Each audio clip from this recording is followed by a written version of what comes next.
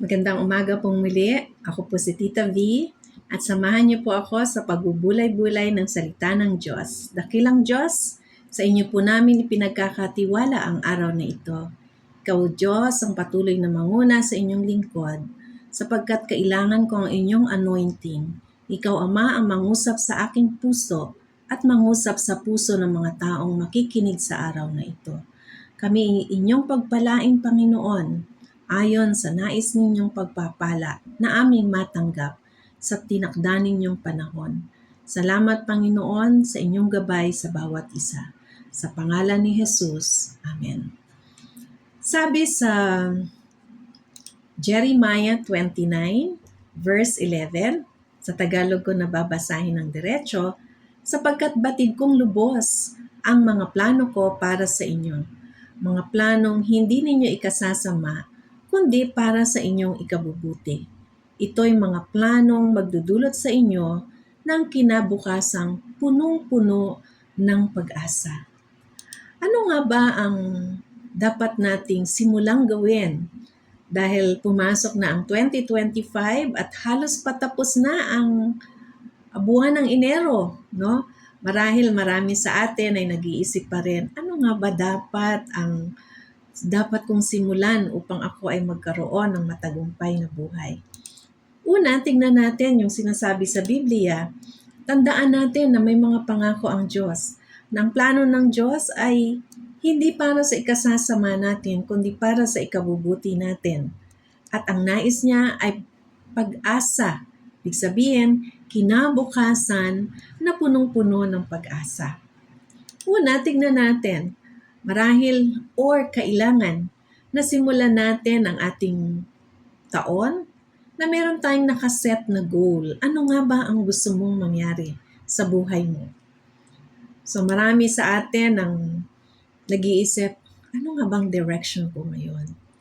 2025, nagsimula ang January, na sa pagtapos ng taong ito, bago pumasok ang 2026, dalangin ko na nawa ay matupad itong aking goal.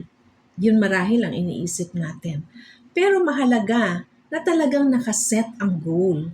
Kung kinakailangang isulat ito or mas dapat na isulat ito. Hindi lamang ito iniisip o pinapangarap. Kailangan mayroong action dito sa goal na ito. Pangalawa, napakahalaga na meron tayong pagtitiwala sa Diyos. So number 1, we set our goal.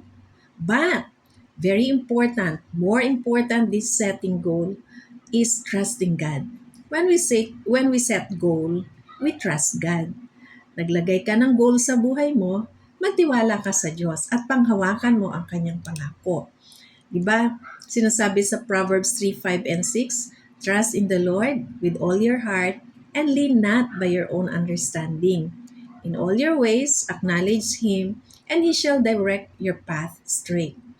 Ang instruction ng Lord sa Proverbs 3, 5, and 6, chapter 3, verses 5 and 6, ay magtiwala sa Kanya. Trust in the Lord. At ang promise niya ay, He will direct our path. No? How God will direct our path? We must trust Him. Very important yon. Kung titignan natin sa Tagalog, sabi dito, magtiwala ka ng buong puso.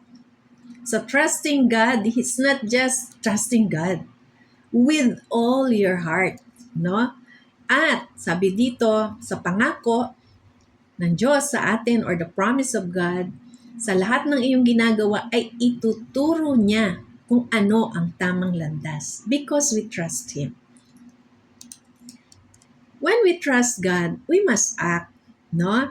Kasi pwedeng may goal ka nga, nagtitiwala ka sa Diyos, pero wala namang action. Ano kaya ang mangyayari? So very important na may action.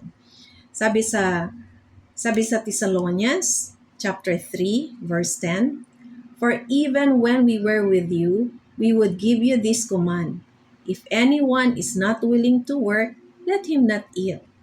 Kapag hindi rin kasi nagtatrabaho at ayaw talagang gumawa at talagang tatamad-tamad, hindi rin natin talagang kukuha ang blessing.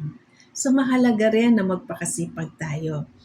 Dapat merong action. No? We set goal, we trust the Lord, but we need to act. Very important yon. Then, sabi diyan, magtiwala tayo sa Panginoon? Yes, but we need to act. Again, inuulit ko, no? We need action. Kasi kung walang action, wala din talagang mangyayari, no? And this is very important. We need to pray. When we trust the Lord, because we set the goal, we trust the Lord, we do the action, all of this should be covered by prayer. No?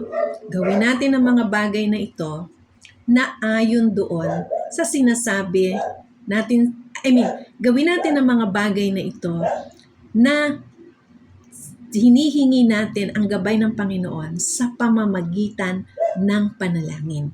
Nadidisturb ako dun sa tahol ng aso. I'm sorry, maaring naririnig ninyo itong tahol ng aso na ito. I want you to listen to this prayer, and I hope this would be the prayer of your heart, no? And babasahin ko siya ng dahan-dahan, and I hope you will follow this prayer with all your heart, no? And dakilang Ama, ako po ay nagtitiwala sa iyo at sa iyong anak na si Jesucristo.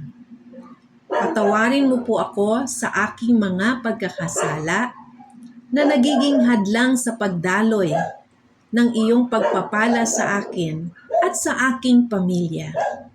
Tulungan mo po ako na magtiwala sa inyo ng buong puso at huwag manalig sa aking sariling karunungan. Gusto ko pong alalahanin kayo, O Diyos, araw-araw upang maituro niyo sa akin ang tamang landasin ng buhay. Salamat sa aking buhay sa bawat araw. Pagpalain mo po ako, O Diyos, upang maging inyong instrumento ng pagpapala sa aking pamilya at sa aking kapwa, lalong-lalo na doon sa mga taong nangangailangan. Ang buhay na ipinagkaloob nyo sa akin ay gamitin ninyong instrumento ng pagpapala ayon sa iyong kalooban, Panginoon. Hindi ayon sa sarili kong kalooban. Pinagkakatiwala ko na po sa inyo ang lahat ng ito, O Diyos. In the name of the Father, and of the Son, and of the Holy Spirit. Kung ginawa mo ang panalangin na ito, kaibigan, nangangahulugan na nais mong magtiwala sa Diyos at ibigay mo ang iyong buong buhay sa Kanya. Mahalaga ito. May God, it's my prayer, that may God continue to bless you, those who will continue to work hard, and those who will continue to trust the Lord for God's glory. Maraming salamat po. Ito pong muli si Tita V, Love and Prayers. Love and Prayers, Tita V.